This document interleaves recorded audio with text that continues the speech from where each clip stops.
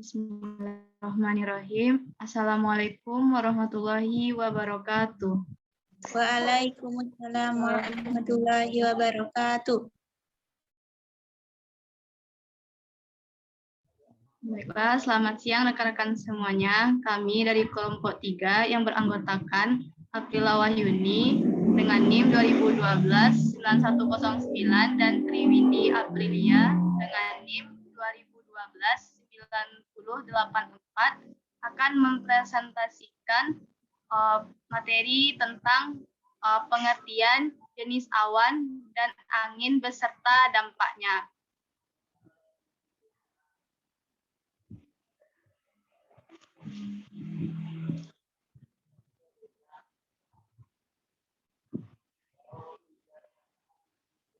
Untuk materi pertama yang akan disampaikan oleh Triwindi Aprilia, kepada Windy disilahkan.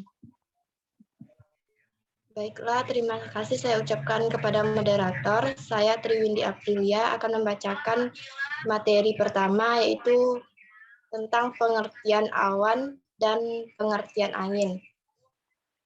Pengertian awan.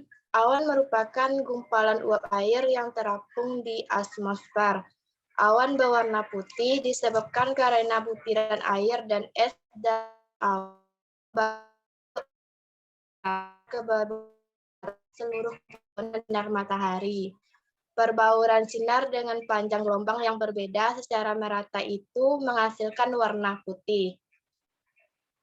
Selanjutnya itu pengertian awan menurut para ilmuwan. Yang pertama, menurut Lamarck dan Howard, awan adalah kumpulan dari gelembung-gelembung air. Yang kedua, menurut von Guericke, awan dibentuk berdasarkan teori gelembung. Yang ketiga, menurut Chaulier, tetesan awan dari langit dibentuk oleh debu. Sedangkan menurut Aitken, tetesan awan terbentuk dari uap air dengan bantuan partikel debu sebagai penentu terbentuknya fase baru. Lanjut ya ke pengertian angin. Angin merupakan udara yang bergerak yang diakibatkan oleh rotasi bumi dan juga karena adanya perbedaan tekanan udara di sekitarnya. Angin bergerak dari tempat bertekanan udara tinggi ke tekanan udara rendah. Adapun pengertian angin menurut para ahli, yang pertama menurut Guy Ballot, ahli ilmu cuaca, angin adalah massa udara yang bergerak dari daerah bertekanan maksimum ke daerah bertekanan minimum. Yang kedua menurut Stephenson, kekuatan angin berbanding lurus dengan gradien barometriknya. Gradien barometrik adalah angka yang menunjukkan perbedaan tekanan udara dari dua isobar pada jarak lurus 111 km. Lanjut, yaitu proses terbentuknya awan dan angin. Yang pertama, proses terbentuknya awan. Awan terbentuk jika volume udara lembab mengalami pendinginan sampai di bawah temperatur titik embunnya. Udara selalu mengandung uap air. Apabila uap air ini meluap menjadi titik-titik air, maka terbentuklah awan. Udara selalu mengandung uap air. Apabila peluapan ini boleh berlaku dengan dua cara. Yang pertama, apabila udara panas lebih banyak uap terkandung di dalam udara karena air lebih cepat menyejat. Udara panas yang syarat dengan air ini akan naik tinggi hingga tiba di satu lapisan dengan suhu yang lebih rendah. Uap itu akan mencair dan terbentuklah awan. Molekul-molekul titik air yang tak terhingga banyaknya. Yang kedua, suhu udara tidak berubah, tetapi keadaan atmosfer adalah lembab. Udara makin lama akan menjadi semakin tepuh dengan uap air. Apabila awan telah terbentuk, titik-titik air dalam awan akan menjadi semakin besar dan awan itu akan menjadi semakin berat. Dan perlahan-lahan daya tarikan bumi menariknya ke bawah. Hinggalah sampai satu peringkat titik itu akan terus jatuh ke bawah dan turunlah hujan. Namun, jika titik-titik air tersebut bertemu udara panas, titik-titik itu akan menguap dan lenyaplah awan itu. Inilah yang menyebabkan awan selalu berubah-ubah bentuknya. Air yang terkandung di dalam awan silih berganti menguap dan mencair. Inilah juga yang menyebabkan kadang-kadang ada awan yang tidak membawa hujan. Berat titik-titik air dalam awan boleh mencapai beberapa jutaan, namun biasanya isi padu awan adalah amat besar. Jadi, ketumpatan awan sebenarnya adalah cukup rendah untuk memperoleh angin di bawah dan di dalam awan penyongkongnya. Proses terbentuk awan ini bisa dilihat pada gambar yang telah tertera dan juga pada video yang telah kami kirimkan di grup WA. Selanjutnya yaitu proses terbentuknya angin. Proses terjadinya angin tidak lepas dari hubungan antara tekanan udara dan suhu. Apabila dipanaskan, udara memuai. Udara yang memuai menjadi lebih ringan dan tekanan udara turun karena kepadatan udara berkurang. Udara dingin kemudian mengalir ke tempat yang bertekanan rendah tersebut. Aliran naik udara panas dan turun udara dingin ini dinamakan konveksi. Kecepatan angin dinyatakan dalam satuan knot, sedangkan arah mata angin terbagi menjadi 8, yaitu utara, selatan, barat, timur, tenggara, barat laut, timur laut, dan barat daya. Proses terbentuknya angin ini bisa dilihat seperti pada gambar yang tertera dan video yang telah kami kirimkan di grup WhatsApp. Selanjutnya yaitu faktor yang mempengaruhi terbentuknya awan dan angin. Yang pertama, faktor yang mempengaruhi terbentuknya awan terbagi 5, yaitu pertama suhu udara. Salah satu faktor yang mempengaruhi proses terbentuknya awan adalah naiknya suhu udara di daratan. Jika suhu daratan naik, uap air akan terangkat ke atas lalu akan mengembang secara adiabatik untuk selanjutnya berubah menjadi awan. Yang kedua, intensitas sinar matahari. Semakin besar intensitas sinar matahari yang mengenai bumi, semakin besar energi kalor yang dihasilkan. Akibatnya, suhu akan meningkat. Yang ketiga, angin. Semakin kencang angin yang berhembus akan mempercepat proses penguapan. Akibatnya, awan lebih cepat terbentuk. Yang keempat, kelembapan udara. Udara lembab akan mempercepat proses pembentukan awan. Hal itu karena udara lembab mengandung banyak uap air. Faktor yang kelima, tekanan udara. Semakin besar perbedaan tekanan di daratan dan di udara, semakin cepat awan terbentuk. Lanjut pada faktor yang mempengaruhi terbentuknya angin terbagi 4. Yang pertama, gradien barometris. Gradien barometris adalah bilangan yang memperhatikan perbedaan spanning udara dari isobar yang jangkanya sekitar 111 km. Yang kedua, lokasi yang lebih dekat dengan khatulistiwa, maka laju anginnya lebih lekas dibandingkan dengan lokasi yang jauh dari khatulistiwa. Yang ketiga, tinggi lokasi. Semakin tinggi lokasi, maka angin yang berdesur akan lebih besar. Keadaan tersebut berlangsung karena terdapat akibat gaya gesek yang membatasi kecepatan udara. Yang keempat, waktu. Angin akan bergerak lebih pesat pada siang hari ketimbang pada malam hari. Sekian penyampaian materi dari saya kembalikan kepada moderator. Baik, terima kasih kepada Windy untuk materi selanjutnya yang akan disampaikan oleh saya sendiri, yaitu jenis-jenis awan dan angin. Yang pertama yaitu jenis-jenis awan berdasarkan ketinggiannya. Jenis-jenis awan tinggi. Awan tinggi adalah awan yang terletak pada ketinggian lebih dari 20.000 kaki di atas permukaan laut. Awan tinggi ini terbagi lagi menjadi 3 bentuk. Yang pertama, awan sirus. Awan sirus merupakan awan terpisah yang berwarna putih dengan serat atau filamen halus dan kemilau. Ciri dari awan sirus ini, jika ia melewati lingkaran matahari pun, ia tidak akan mengurangi tingkat kecerahannya. Awan sirus ini akan terlihat berwarna kuning terang atau merah saat matahari terbit ataupun terbenam. Awan ini juga terlihat lebih putih dengan latar belakang langit biru. Awan sirus ini terdiri dari kristal es dan memiliki ciri transparan yang tergantung pada derajat pemisahan kristal. Bisa dilihat gambar dari awan sirus pada PPT. Yang kedua, awan cirrocumulus. Awan cirrocumulus bentuknya seperti ombak di pasir pantai. Berbentuk bulat kecil, warna putih, dan berkelompok. Awan cirrocumulus ini sering dilihat di langit yang terdegradasi dari awan sirus dan awan cirrostratus.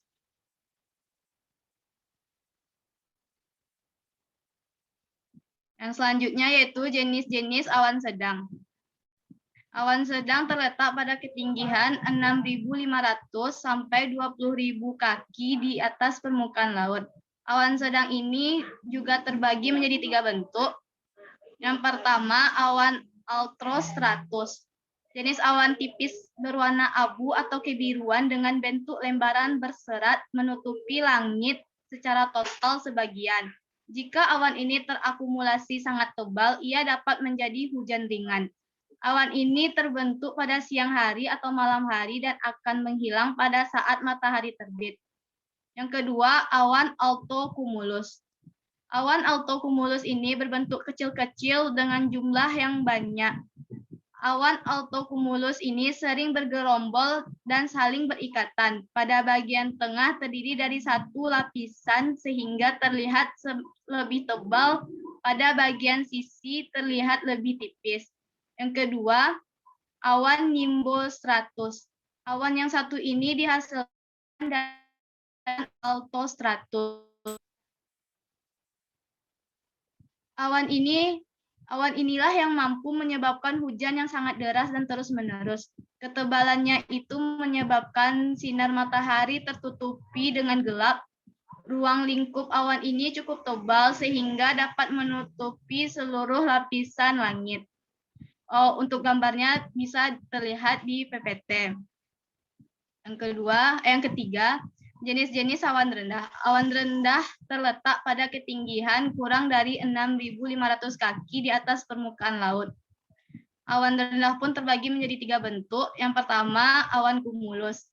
Awan ini padat dengan garis tajam yang umumnya berkembang secara vertikal atau ke atas, dengan jumlah gundukan berupa penggelembungan di bagian atasnya yang mirip dengan kembang kol. Jika diterangi matahari, awan ini terlihat putih dan sisi yang lain terlihat gelap secara horizontal. Awan ini sering muncul pada saat musim kemarau. Ia timbul saat pagi hari dan berkurang ukurannya pada malam hari. Yang kedua, awan cumulonimbus. Awan ini termasuk awan berat dan padat yang berbentuk vertikal seperti gunung. Bagian bawahnya sering terlihat sangat gelap, sedangkan bagian atasnya terlihat berserat dan hampir selalu rata. Dalam dunia penerbangan, awan ini merupakan awan yang paling ditakuti karena ukurannya luas dan padat sehingga dapat membuat kecelakaan pada pesawat terbang. Yang ketiga, awan stratocumulus. Jenis awan ini berlapis dan terlihat seperti bentuk sarang lebah. Awan ini menyebabkan hujan lokal atau hujan di tempat tertentu saja, apalagi jika sudah terakumulasi dan lebih padat. Yang kedua, jenis awan berdasarkan bentuknya. Yang pertama ada awan cumulus. Awan cumulus adalah awan yang sangat lazim kita lihat di langit. Awan ini tampak terlihat cerah tanpa adanya gelap atau mendung sedikit pun. Bentuknya sendiri mirip dengan gumpalan kapas, menggulung di langit secara horizontal. Bahkan awan ini mirip dengan jajanan anak-anak, yaitu aroma manis atau gula-gula yang menggulung indah. Yang kedua, awan stratus. Awan jenis stratus adalah awan yang sering kita lihat dengan bentuk yang menghampar kemana-mana atau ke segala arah. Bentuk di antara satu dengan yang lainnya memiliki kemiripan. Jenis awan ini sangat sering sekali menutup sinar matahari yang menyebabkan suatu lokasi sedikit lebih sejuk saat siang hari. Yang ketiga, awan sirus. Awan sirus merupakan jenis awan yang jauh berbeda dengan jenis lainnya. Sebab Awan ini tidak berpotensi menurunkan hujan. Awan sirus sendiri tercatat sebagai awan dengan massa banyak, akan tetapi memiliki volume yang sedikit. Nah, itu yang menyebabkan mengapa awan jenis ini tidak berpotensi mendatangkan hujan. Yang selanjutnya yaitu jenis-jenis angin. Terdapat beberapa jenis-jenis angin sebagai berikut. Yang pertama, angin laut. Angin laut ialah angin yang berdesir dari sudut laut ke darat. Biasanya angin laut berlangsung pada siang hari di pesisir pantai antara pukul 9 pagi sampai 4 sore. Yang kedua, angin darat. Angin darat ialah angin yang berdesir dari daratan ke arah lautan. Angin darat berlangsung di pesisir pantai pada malam hari, yakni antara pukul 8 malam sampai 6 pagi. Yang ketiga, angin lembah dan angin gunung. Angin lembah ialah angin yang berdesir dari lembah ke sudut puncak gunung. Angin lembah berlangsung pada siang hari, sementara angin gunung ialah angin yang berdesir dari sudut puncak gunung ke sudut lembah. Angin gunung berlangsung pada malam hari. Yang keempat, angin fon. Ialah angin yang berlangsung sesudah berlangsungnya hujan pegunungan, yakni jenis hujan yang berlangsung pada kawasan lereng pegunungan. Hujan tersebut bersumber dari gerakan udara yang berisi uap air yang dihalangi oleh pegunungan. Yang selanjutnya yaitu dampak dari awan dan angin. Pertama, dampak awan sebagai berikut. Beberapa jenis awan terdapat banyak petir dan angina, sehingga hal ini sangat berbahaya. Kongsoran angin pada awan badai juga sangat mengganggu keseimbangan pada pesawat. Hujan dengan intensitas tinggi juga bisa terjadi akibat aktivitas awan yang dapat berpotensi menyebabkan berbagai bencana alam seperti banjir bandang. Untuk selanjutnya yaitu dampak angin. Kita contohkan yaitu angin malam. Kondisi udara pada malam hari lebih dingin. Hal ini dapat menyebabkan beberapa gangguan kesehatan jika angin dingin menerpa tubuh terlalu lama. Kualitas udara dapat memburuk di malam hari karena lebih sedikit angin, sehingga berbagai jenis polutan bisa lebih banyak melekat di permukaan sekitar dan lebih mudah terhirup saat angin berhembus, sehingga bisa menyebabkan gangguan kesehatan. Udara dingin yang dibawa angin malam dapat menyebabkan otot berkontraksi. Jika terlalu sering terkena angin malam yang dingin, keesokan harinya dapat mengalami nyeri otot. Menghirup angin malam yang dingin juga dapat membuat pembuluh darah pada saluran pernapasan atas menyempit. Hal ini dapat mencegah sel darah putih untuk mencapai selaput lendir sehingga sulit bagi tubuh dalam melawan kuman penyebab infeksi. Selanjutnya yaitu angin kencang. Angin kencang dapat menimbulkan bahaya gelombang tinggi. Waspada akan potensi genangan, banjir maupun longsor bagi yang tinggal di wilayah berpotensi hujan lebat, terutama di daerah rawan banjir dan longsor, terutama di daerah dataran rendah, daerah cekungan, bantaran kali atau sungai, perbukitan, lereng-lereng, dan pegunungan. Selain itu juga berpotensi hujan disertai angin kencang yang dapat menyebabkan pohon maupun papan reklame atau baliho tumbang, serta yang berbahaya bagi kapal berukuran kecil. Itulah materi dari kelompok 3. Untuk sesi selanjutnya yaitu sesi kritik saran dan penambahan materi. Bagi rekan-rekan semua yang ingin mengkritik maupun memberi saran serta tambahan, kami silahkan. Izin menambahkan moderator. Baik, kepada Ranti disilahkan. Terima kasih kepada moderator. Baiklah, saya Ranti Satriani Putri dengan NIM 2012-9330 dari kelompok 4, izin menambahkan materi dari kelompok penyaji, yaitu tentang manfaat dari angin. Energi angin merupakan salah satu jenis energi yang mungkin tidak pernah kita sadari. Sesuai dengan namanya, energi angin memanfaatkan kekuatan dan tenaga angin untuk menggerakkan sesuatu. Angin sendiri merupakan udara yang bergerak sehingga dapat menimbulkan gaya. Energi angin sebenarnya dapat muncul setiap saat dan setiap waktu. Namun, intensitasnya tidak tentu, kadang besar dan juga kadang kecil, sehingga sulit untuk diprediksi. Namun demikian, ada beberapa daerah yang sering diberangin, sehingga sering dimanfaatkan energinya. Energi angin dimanfaatkan tidak hanya oleh manusia, namun juga semua makhluk hidup yang ada di bumi ini. Oleh karena itu, beberapa manfaat angin secara umum yaitu yang pertama, angin untuk menggerakkan perahu layar menelusuri Nusantara, bahkan untuk menembus batas lintas negara, misalnya seperti orang buton. Yang kedua, angin sebagai tenaga listrik pengganti bahan bakar diesel atau batu bara. Di negara Australia, angin digunakan sebagai tenaga listrik pengganti bahan bakar diesel atau batu bara. Yang ketiga, angin juga berfungsi untuk perjalanan para nelayan pulang dan pergi. Yang keempat, angin juga berfungsi sebagai instrumen untuk membantu take off atau landing pesawat di landasan kaki bandara. Yang kelima, angin juga bermanfaat untuk menghilangkan rasa panas dan gerah, seperti pada alat kipas angin, di bidang olahraga, ski air, para layang, dan lain-lain. Yang keenam, angin sangat membantu dalam penyerbukan tanaman. Angin akan membawa serangga penyerbuk lebih aktif membantu terjadinya perstadian bunga dan pembenihan alamiah. Sedangkan pada keadaan kecepatan angin kencang, kehadiran serangga penyerbuk menjadi berkurang sehingga akan berpengaruh terhadap keberhasilan penangkaran benih dan akan menimbulkan penyerbukan silang. Sekian penambahan materi dari saya kembalikan kepada moderator. Baik, terima kasih kepada Ranti. Kepada rekan-rekan semuanya yang ingin menambahkan materi, disilahkan. Izin menambahkan, moderator. Baik, kepada Mutia, disilahkan.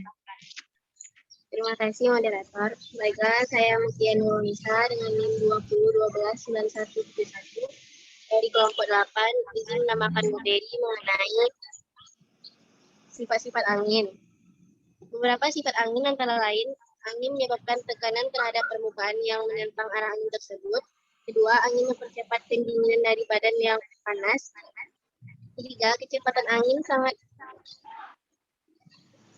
beragam dari tempat ke tempat lain dan dari waktu ke waktu. Selanjutnya itu kecepatan angin. Kecepatan angin ditentukan oleh perbedaan tekanan udara antara tempat asal dan tujuan angin dan resistensi medan yang dilaluinya. Kemudian pengaruh angin terhadap tanaman. Secara luas, angin akan mempengaruhi unsur cuaca seperti suhu yang optimum di mana tanaman tumbuh dan berproduksi dengan sebaik-baiknya, kelembaban udara yang berpengaruh terhadap penguapan permukaan tanah dan penguapan permukaan daun maupun pergerakan awan, membawa uap air sehingga udara panas menjadi sejuk dan juga membawa gas-gas yang sangat dibutuhkan oleh pertumbuhan dan perkembangan tanaman. Dari segi keuntungannya, angin sangat membantu dalam penyerbukan tanaman. Angin akan membawa serangga penyerbukan lebih aktif membantu terjadinya perstadian bunga dan pembenihan alamiah. Sedangkan pada keadaan kecepatan angin kencang, kehadiran serangga penyerbuk menjadi berkurang sehingga akan berpengaruh terhadap keberhasilan. Dari segi kerugiannya, angin yang kencang dapat menimbulkan bahaya dalam penyerbukan. Karena angin bijinya tidak bisa menjadi murni sehingga tanaman perlu diisolasi dan juga dapat menyebarkan hama penyakit seperti perkembangan jamur. Baiklah, sekian materi yang saya tambahkan, saya kembalikan kepada moderator. Baik, terima kasih kepada Mutia Nurunisa. Kepada teman-teman yang ingin menambahkan materi, disilahkan.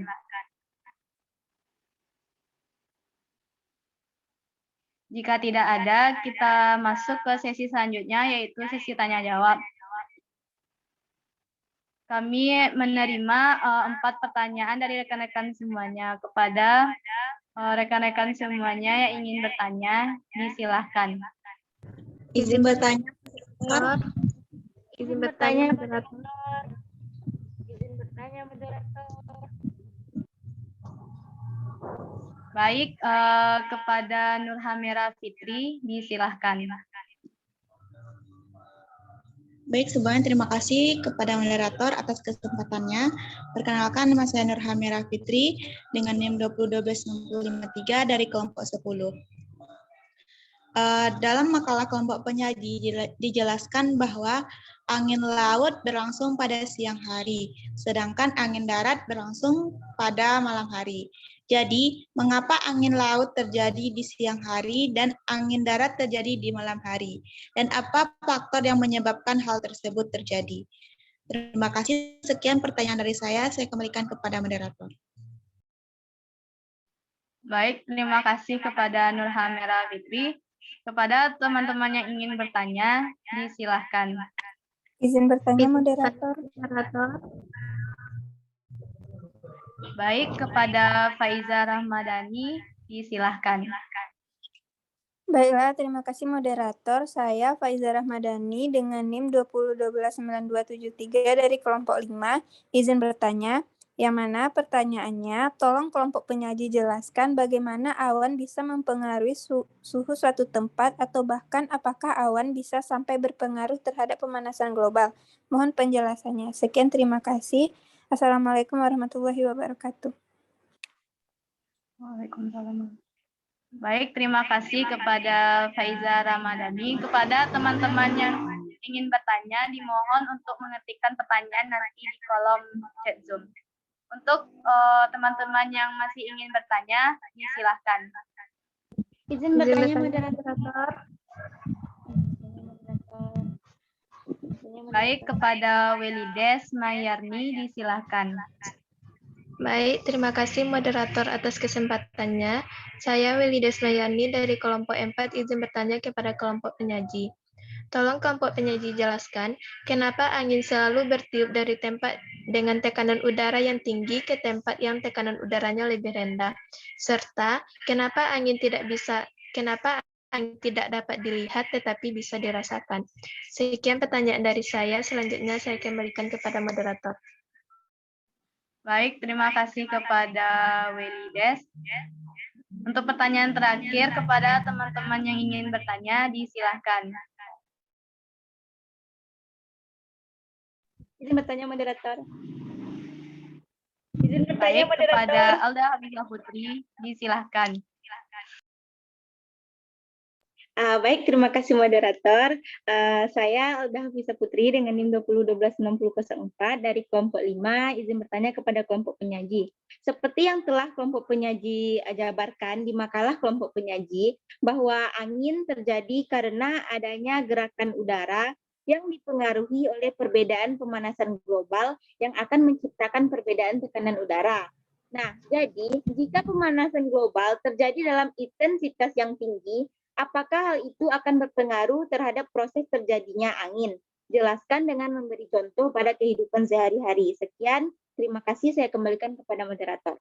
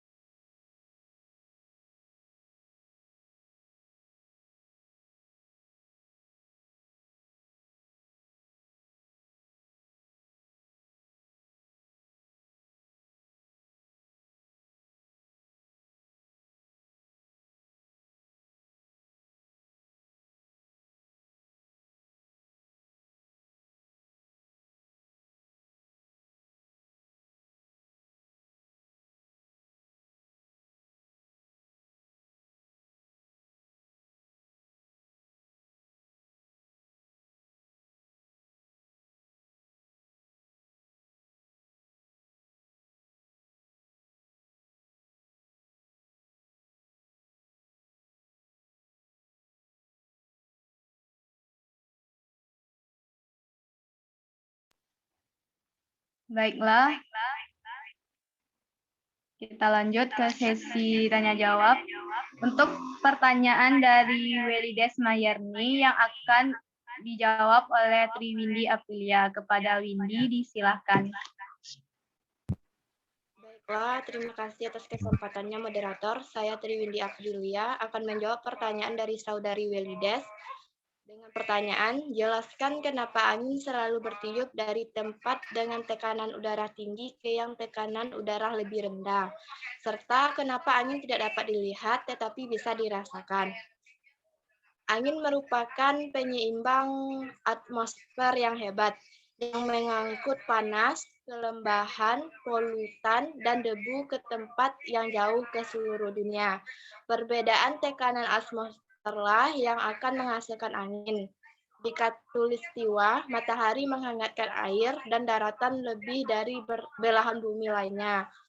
Udara khatulistiwa yang sangat naik Udara khatulistiwa yang hangat naik lebih tinggi ke atmosfer dan bermigrasi ke kutub dan akan menghasilkan tekanan rendah. Sebaliknya, jika udara yang lebih dingin dan lebih padat bergerak di atas permukaan bumi menuju khatulistiwa untuk menggantikan udara panas, akan menghasilkan tekanan yang tinggi. Biasanya angin bertiup dari daerah bertekanan tinggi ke daerah bertekanan rendah. Batas antara dua area ini disebut front. Hubungan yang kompleks antara front menyebabkan berbagai jenis angin dan pola cuaca. Angin yang berlaku adalah angin yang bertiup dari satu arah di atas wilayah tertentu di bumi. Area tempat pertemuan angin yang ini disebut zona konvergensi. Nah, lalu kenapa angin selalu bertiup dari tempat dengan tekanan udara tinggi ke tekanan udara lebih rendah? Jadi, umumnya angin bertiup dari timur ke barat, bukan utara ke selatan. Ini terjadi karena rotasi bumi menghasilkan apa yang dikenal sebagai efek Coriolis. Efek Coriolis membuat sistem angin berputar berlawanan arah jarum jam di belahan bumi utara dan searah jarum jam di belahan bumi selatan, serta menyebabkan beberapa angin bertiup di sepanjang tepi sistem pertekanan tinggi dan bertekanan rendah, yang disebut dengan angin geostropik. Alasan mengapa udara selalu bergerak dan tidak pernah diam adalah karena sesuatu yang terjadi di alam setiap saat, segala sesuatunya selalu berusaha untuk merata, atau yang sering dikenal dengan istilah difusi. Jika tidak ada pergerakan angin, maka tidak akan ada banyak perubahan pada cuaca kita, dan kita tidak dapat memprediksi kondisi cuaca. Nah, selanjutnya, kenapa angin tidak dapat dilihat tetapi bisa dirasakan? Angin itu hanya bisa dirasakan tetapi tidak bisa dilihat dengan mata kita karena angin itu sebenarnya udara yang bergerak karena adanya tekanan dari arah yang satu menuju arah yang lain. Jadi angin atau udara memiliki partikel zat yang berjauhan dan jumlah yang sedikit sehingga cahaya tampak yang memantul ke mata kita pun jumlahnya sedikit. Akibatnya kita sama sekali tidak bisa melihat angin atau udara. Seperti halnya suatu benda akan bisa dilihat jika benda tersebut memantulkan cahaya tampak yang kemudian diterima oleh mata kita. Jadi, kalau benda tersebut tidak memantulkan cahaya tampak, maka kita juga tidak akan bisa melihat benda itu. Contohnya, saat gelap kita tidak dapat melihat. Hal itu disebabkan oleh tidak adanya cahaya tampak yang dipantulkan ke mata kita. Mata manusia sendiri bisa mengenali sebuah gelombang cahaya. Cahaya yang dipantulkan kepada objek-objek itulah yang nantinya akan bisa dilihat oleh mata kita. Udara sendiri merupakan sebuah zat yang berwujud gas. Benda berwujud gas ini memiliki partikel-partikel dengan jarak yang berjauhan dan juga sedikit jika dibandingkan dengan benda padat lainnya. Akibat partikel yang sedikit itu, cahaya yang dipantulkan pun tidak ada, sehingga karena tidak adanya cahaya, maka tidak ada yang bisa dipantulkan ke udara ke mata kita. Akibatnya, udara maupun angin pun tidak bisa terlihat oleh mata kita. Jadi pada intinya, angin tidak bisa dilihat dan hanya dirasakan karena angin itu memiliki partikel zat berjauhan dan jumlah yang sedikit sehingga cahaya tampak yang memantul ke mata kita pun jumlahnya sedikit yang mengakibatkan kita sama sekali tidak bisa melihat angin atau udara. Sekian jawaban dari saya kembalikan kepada moderator. Baik, terima kasih kepada Triwindia Aprilia, kepada teman-teman semuanya yang ingin menyampaikan kritik saran maupun penambahan jawaban terkait pertanyaan dari Welides Kami silahkan.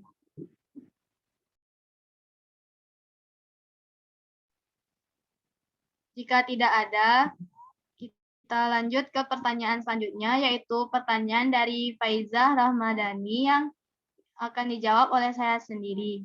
Pertanyaannya yaitu, tolong kelompok penyaji jelaskan bagaimana awan bisa mempengaruhi suhu suatu tempat atau bahkan apakah awan bisa sampai berpengaruh terhadap pemanasan global. Mohon penjelasannya. Peran awan juga ikut mempengaruhi suhu udara. Saat awan melintas, besar kemungkinan sinar matahari akan terhalang oleh awan tersebut. Akibatnya, suhu udara di daerah tersebut perlahan menjadi turun. Hal lain yang bisa dirasakan oleh kita saat terjadi hujan sepanjang hari, sinar matahari akan terhalang oleh awan mendung, sehingga suhu menjadi turun dan kita biasanya akan merasa kedinginan. Contoh lain misalnya terjadi saat hujan sepanjang hari. Karena hujan, suhu lebih rendah karena cahaya matahari terhalang oleh awan mendung. Awan bisa menjadi payung, mendinginkan bumi dengan memantulkan cahaya matahari menjauh dari permukaan bumi dan kembali menuju angkasa. Itu juga mempengaruhi pada proses pemanasan global. Namun, awan juga bisa bertindak sebagai selimut penghangat, memanaskan bumi dengan mencegah sebagian panas di atmosfer lepas ke angkasa dalam wujud radiasi inframerah. Efek selimut ini bisa dirasakan saat musim dingin. Malam hari berawan biasanya lebih hangat dibandingkan malam hari cerah. Efek mana yang lebih mendominasi sebagai payung atau selimut bergantung kepada ketinggian dan ketebalan awan. Payung atau selimut dari kedua efek ini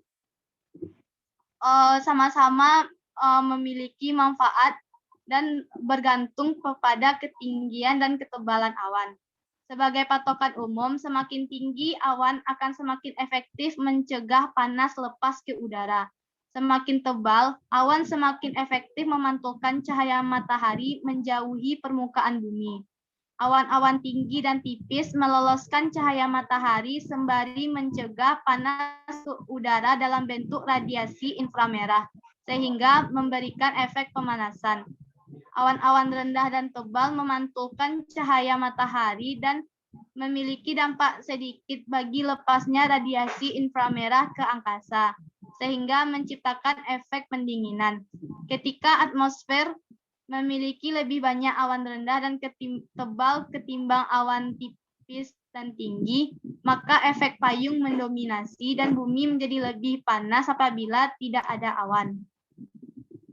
Sekian jawaban dari saya. Apabila dari teman-teman semuanya ada yang ingin menyanggah maupun menambahkan jawaban, disilahkan.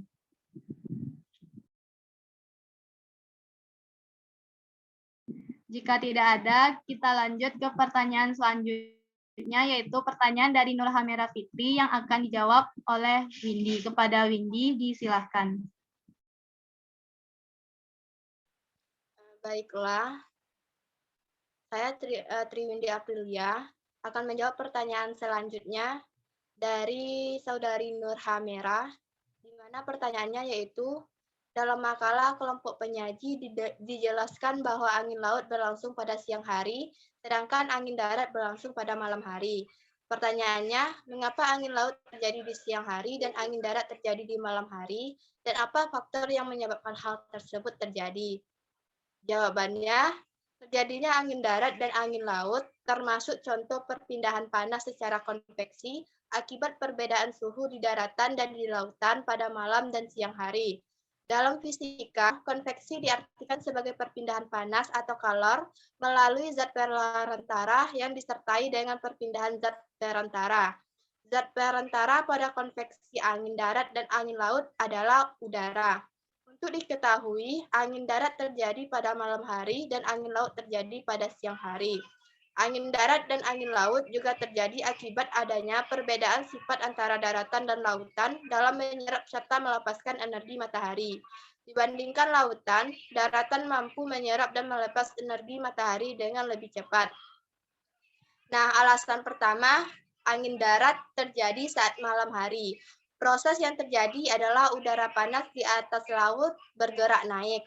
Lalu tempatnya digantikan oleh udara yang lebih dingin dari daratan, sehingga terjadi gerakan konveksi yang menyebabkan udara dingin dari daratan bergerak menggantikan udara yang naik di lautan. Nah, aliran udara yang bergerak dari daratan ke lautan ini yang kemudian dikenal sebagai angin darat.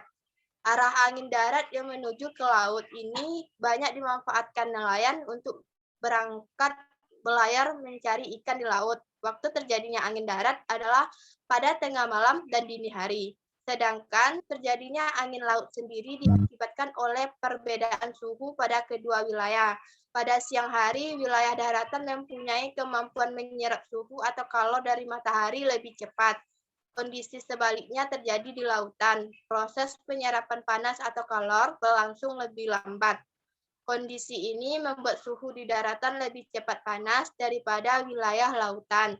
Akibatnya, udara di atas daratan akan bergerak naik, kemudian udara dingin dari lautan akan menggantikannya, sehingga terjadilah aliran udara dari wilayah laut ke daratan yang disebut sebagai angin laut tersebut. Nah, untuk faktor yang menyebabkan hal tersebut terjadi yaitu perbedaan suhu pada kedua wilayah serta terjadinya gerakan konveksi seperti yang telah dijelaskan tadi. Sekian jawaban dari saya kembalikan kepada moderator.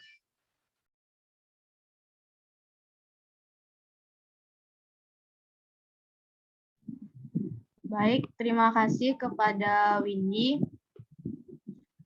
Kepada teman-teman yang ingin menyanggah maupun menambahkan jawaban terkait pertanyaan dari Nurhamera Fitri, disilahkan.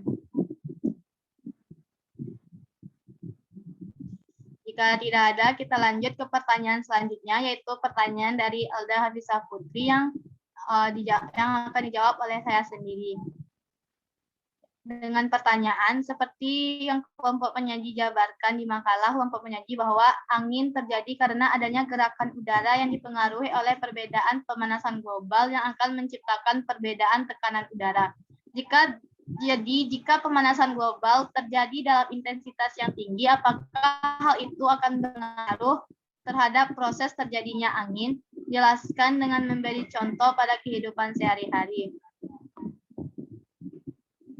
Menurut kelompok penyaji, pemanasan global akan berpengaruh terhadap proses terjadinya angin dan berpengaruh terhadap angin itu sendiri. Kita contohkan yaitu pada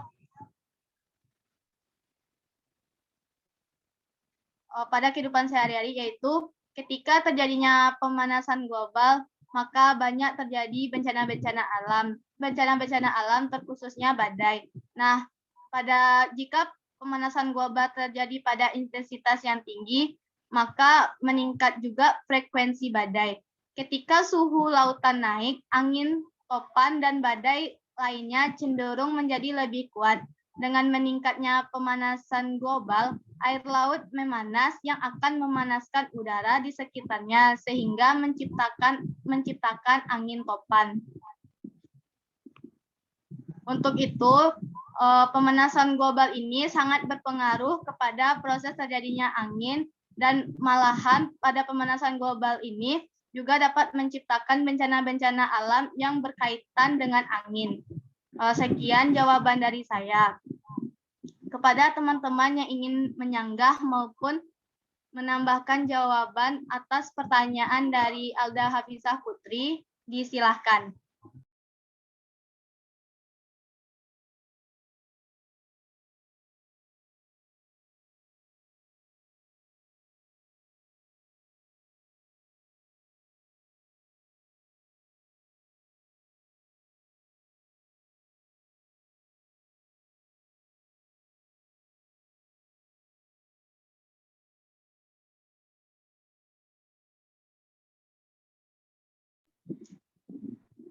Baiklah, jika tidak ada yang ingin menambahkan materi,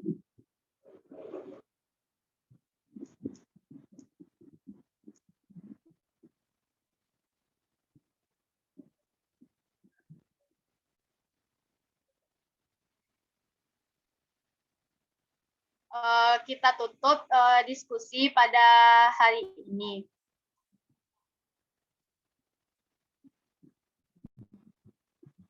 Kami dari kelompok penyaji, apabila ada kata-kata yang salah, mohon dimaafkan, dan saya sebagai moderator mengucapkan wabillahi taufik wal hidayah. Wassalamualaikum warahmatullahi wabarakatuh.